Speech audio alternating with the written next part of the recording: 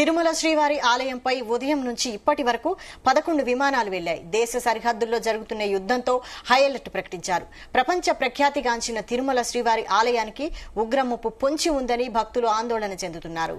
వరుస 11 విమానాలు ఆలయంపై నుంచి వెళ్లడంతో భక్తులు ఆందోళన వ్యక్తం చేస్తున్నారు. ఇప్పటికే దేశంలో ప్రధాన నగరాలు హై అలర్ట్ ప్రకటించాయి. తిరుమల కోటపై విమానాల రాకపోకలు ఆగమ శాస్త్రానికి విరుద్దమని తెలిపినా ప్రస్తుతం పరిస్థితుల్లో విమానాలు వెళ్లడంతో భక్తులు తీవ్ర ఆందోళన చెందుతున్నారు.